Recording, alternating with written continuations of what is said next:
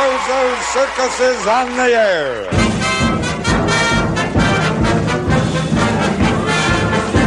With Bozo, the world's greatest clown. Oliver, oh Oliver. Sandy the Tramp. Bob Smith. Bob Wendler and his big top band. Master Ned, that's me, and a cast of thousands.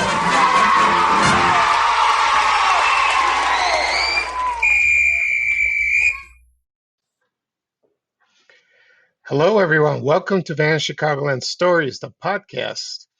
I'm your host, Pete Costanas. This is episode 58, season 3, and we have an interesting show coming up. Today's date is September 11th, 2021. We're going to talk about 3 things today. First up, I'm concluding the 60th anniversary of Bozo Circus that aired on WGN TV Channel 9. I'll talk a little bit about that. I covered most of it on my previous podcast episodes. There were about 3. This is the 4th part, so it's in 3 parts. Also, I'll talk about another anniversary. Well, actually 2. I'm sorry.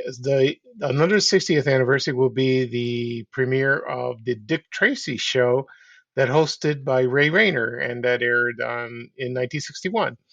I'll talk a little history of that. And last, we will talk about the 20th anniversary of 9/11. So I'll tell you about my experience, where I was when it happened 20 years ago. And it should be an interesting show. Okay. First off, we're going to talk about Bozo Circus. As you well know, I've been posting photos and doing my podcast about this wonderful show we have watched throughout the years. And the other day, I posted a photo on my Facebook page, Van Chicagoland, and it was a toy, and it was called Moonwagon. And what's particular about this toy was it was shipped to the WGN TV studios on the Northwest Side, and that was for the grand prize game. So it was one of the prizes for a boy or girl if they put the ball in the Bozo buckets, and they would win that. So I found that photo and I posted it. So that's an interesting item, And there were other prizes they had. Of course, if you hit bucket number 6, you would win a Schwinn bike. That was always famous for that. And so that was interesting. And I will post photos throughout the month, maybe once a week, to celebrate Bozo Circus Month for September. Okay, and then this weekend I will do a video. I will create a video, of pictures with music celebrating the 60th anniversary, and it'll take a lot of work. Probably be uploaded maybe Monday or Tuesday, depending how busy I am, because I have other things to do. But we'll see. But it's fun to do, but it's very time consuming, but I enjoy it. Also coming up, I will write a story on my blog, on Van Chicagoland blog, about my memories of Bozo Circus. So that would come later on, probably in another week, maybe the end of the week. We'll see if I have time. I will write a story. It'll be very interesting with all the memories that about the show. Little stuff like that. It should be fun. Okay, right now we're going to talk about the Dick Tracy show. Now, the Dick Tracy show was an animated television series, and it was produced for 1 year, and it had 130 episodes, and they were about 5 minutes long. And they featured Dick Tracy and his villains. They were the famous villains that you found in the comic strips. There was a TV show. They did a TV show. It was like in 1950, and that ran about a year. I've seen clips of it. It was pretty good, but there were a few movies that made. I think in the 40s, 30s or 40s. I'm trying to remember. They showed that on TCM sometimes. And the usual villains they had was Flat Top, Pruneface, Itchy, Mumbles, the Brow, the Mole, and Stoogeviller, and Oodles, and then BBIs and Sketch Paris, and they were that's the only villains I remember, but there were other ones, and they had one villain that was just for the cartoon. It was Chester Gould, the creator of Dick Tracy, did not create this character. His name was Cheater Gunsmoke, and he appeared in two villains. And so it was an interesting show. I remember I never seen it on TV, maybe clips when I was growing up. And let's see, so Dick Tracy was only featured in the beginning and at the end, very briefly. So most of it was just the villains, and he had sidekicks. And the sidekicks were Joe Jitsu. He was like a parody of Charlie Chan and Mr. Moto. I remember the movies that Channel 9 used to show all the time, and they were fun to watch. There was Hemlock Holmes, Hippocalori, and Manuel Tijuana, Guadalajara, Tampico, Go Go Go Gomez Jr. So they were not in the comic strips; they were created for the cartoon series. Okay, and the the cartoon when you watch it, it was very popular. It aired on WGN Channel 9 at 6:30. Very unusual time slot, for a while. Then it moved to 4:30. Okay, and let's see. Oh, and then the host was Ray Rayner, famous TV personality in Chicago, and he hosted the show, and he was Sergeant Henry Pettibone, who was in his Crime Stopper cruiser vehicle, and he's the one that introduced the cartoons and handled radio communications from various sectors of law enforcement. And that's from according to the book. I don't have the book right now.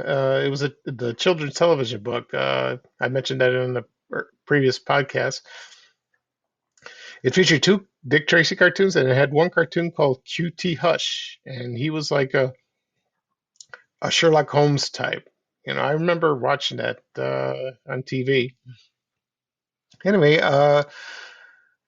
so the voice of Dick Tracy was a character actor named Everett Sloan. I remember him from the famous Twilight Zone episode where it was the gam when he it was called the Fever, and he won a free trip. Him and his wife won a free trip to Las Vegas, and he started playing the slot machine, and he got hooked. And I don't. And then I remember one scene where he was in his hotel room. He wanted to go to the casino, and then the slot machine was there. He knocked at the door in his hotel room, and he was standing there. But maybe it was just like a delusion, a hallucination. But I won't give any spoiler away. You have to watch the show. And yeah, he did the show, and he did the voice of the show, and then let's see. This is very scary. And then in the beginning of the cartoon, you see a speeding squad car, and you hear the announcer go, "The Dick Tracy Show," and then they showed the title, and Dick Tracy would talk into his two-way wrist radio, and he says, "I'll get her on it right away." He was never involved the assignments. He always dumped it on his assistants. That's how it was. That's how the show was. And then, let's see. When the 1990 movie came out starring Warren Beatty, the Dick Tracy movie, which is a wonderful movie. I love that. It's so colorful and a lot of characters and a lot of from villains and a lot of wonderful actors portraying them. I love that movie. And they tried to release it on video, but there was a lot of people complained because it was stereotypical with Joe Jitsu and Gogo Gomez. So they released it, but it was edited. But that's not good. That won't work. So they released on DVD about 10 years later. I bought the DVD. I like the cartoon, but I look at it in a historical perspective. I just watch it to entertain. I understand that it's racist and it's unacceptable today, but it's the same thing with Charlie Chan. So they don't show Charlie Chan movies on television or in the movies. I haven't seen it, but the movies are on DVD. So if you want to buy them, you can watch them on your comfort of your home. I don't think anyone will complain about that. They're not going to protest in front of your house. It's kind of silly. And let's see. And also, Sergeant Pettibone, portrayed by Ray Rayner, he had an assistant. And it was a dog puppet. His name was Tracer, and it was designed and built by Roy Brown, who played Cookie the Cook on Bozo Circus. And he's always seen in a basket on Pettibone's desk, and he was talking to him. First, he was nameless. He didn't have a name, so they had a contest. WGN ran a Name the Dog contest, and it resulted in 30,000 entries. And the judges decide on Tracer as the winning name, and the prize was a real puppy, and it was awarded. To a young man who sent in the first letter that suggested Tracer, and he appeared on the show, and he accepted the prize. So that's nice. Okay, and the voice of Tracer was a man named Ron McAdam, and he did the voice of Tracer, and he worked with the puppet, and he was a very talented man, very talented, and he did the off-camera voices, and he also did. He appeared on camera, on the show. For example, there were two characters. There was one named Scoop Wilson. No, actually, one was Scoop Wilson, and he was reporter for the Exaggerated Press. And the show, and he did about over 50 characters. He was a very talented man. And then let's see what else. Oh, let's see what else here. And then they had toys marketed for this show, and for example, they had records, hand puppets. They had the two-way wrist radios they could buy. I remember they had a rifle.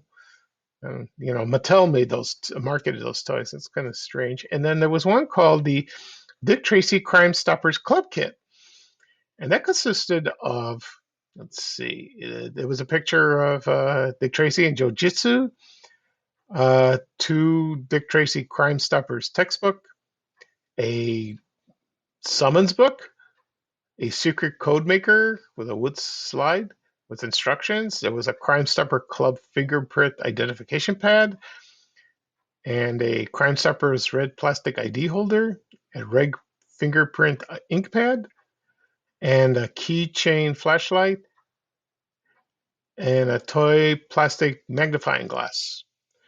And it's I posted that about years ago on that, and they do sell them on eBay. You can find them. Some are some are intact. Some pieces are missing, but you can find them. And if you're very nostalgic and a big fan of the show, go for it. Buy it.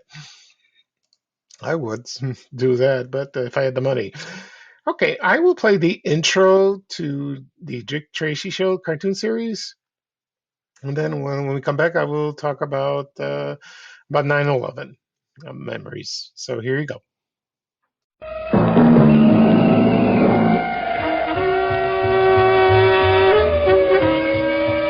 The Dick Tracy Show.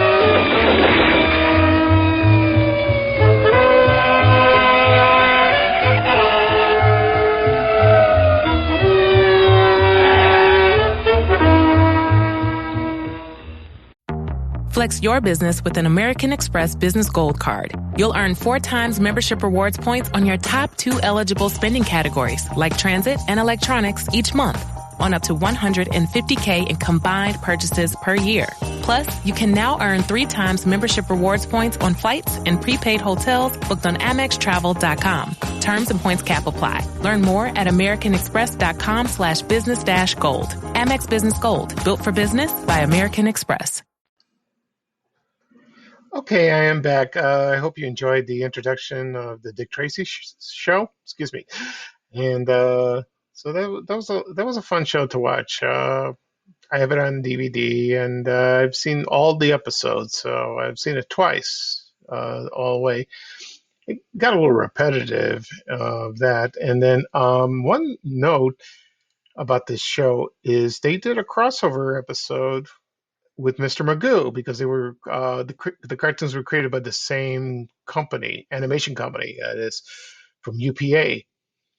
And it was on the episode of the famous Adventures of Mr. Magoo. It was in 1965, and the episode was titled "Dick Tracy and the Mob." And they had all the villains. They had Pruneface. He was the leader. Itchy, Flat Top, Mumbles, the Mole, the Browl, and Oodles. And this was a longer episode. And Dick Tracy got more screen time. Excuse me, more screen time, and so did Chief Patton.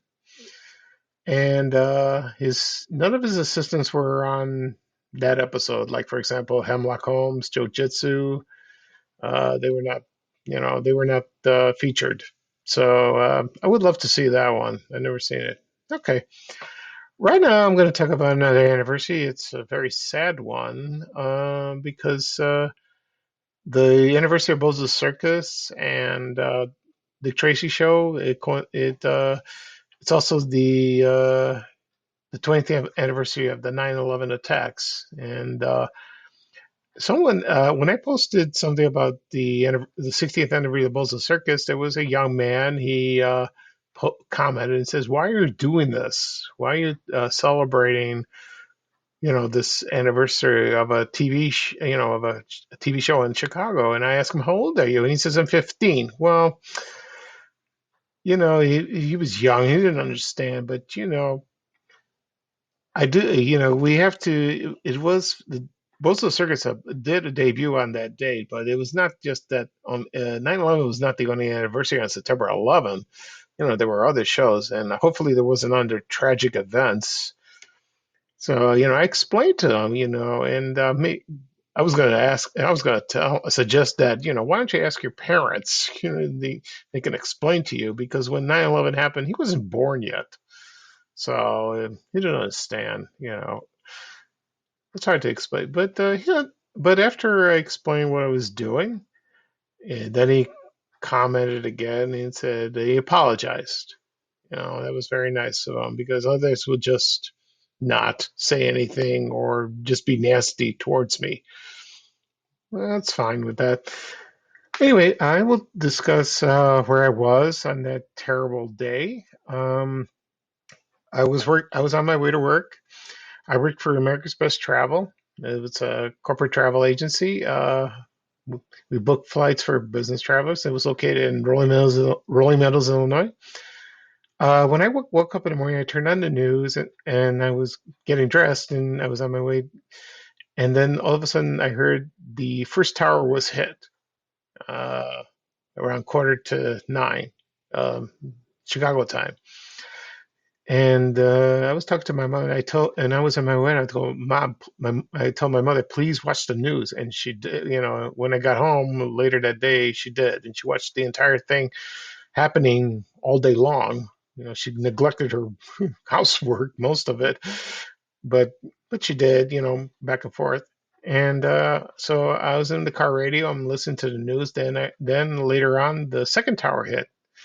The first tower was hit by American Airlines. It was American Airlines flight, and then there was a United flight, and then after that, it was the Pentagon. And but that happened when I arrived at the office, and then there was a crash in Pennsylvania. So as soon as I walked into the office, it was like the atmosphere was tense and scary, and everyone was so quiet. It's like you entered a library or funeral, because we were My coworkers were travel counselors. They were agents, and they took reservations. They rebooked everything. All the planes were diverted or canceled. Some were diverted to Canada. And like I remember seeing a map on television where all the flights were uh, gone. There was none like that. And I didn't do much work because I was I was a ticketer.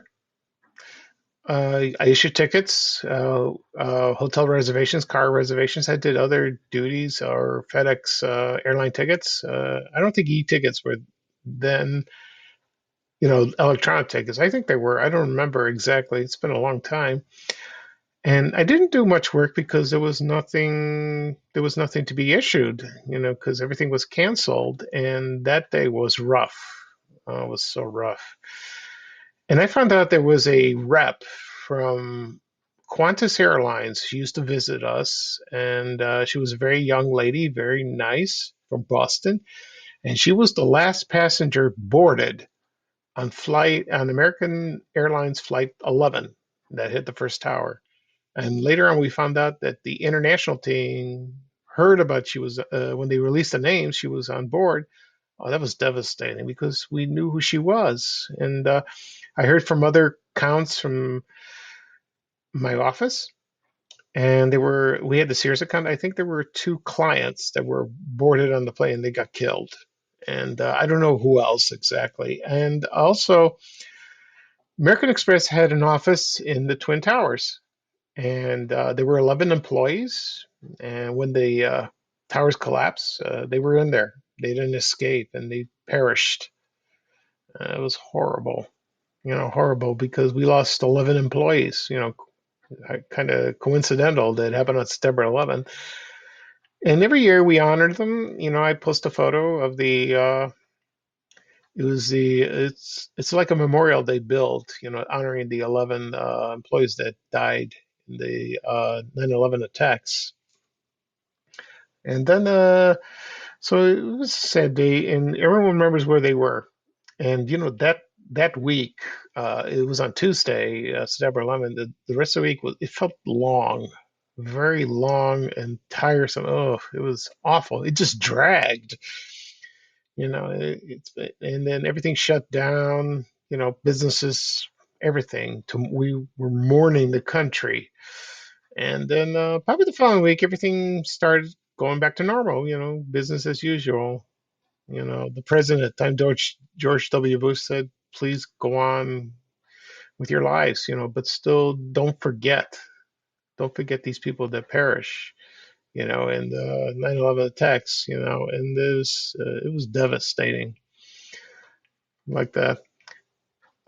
Because and then the following week we got almost trying to get everything in order. I don't remember the flights resuming, probably maybe a couple weeks later, but it took a long time just to get everything back on track and like that.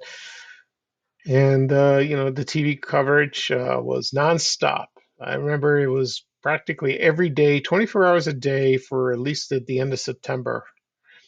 And so today is the 20th anniversary of that. And every year they have memorials, they have TV specials, and presidents visiting um, those memorials. They have one in Shanksville, Pennsylvania, like that. And then they rebuild the Twin Towers in New York.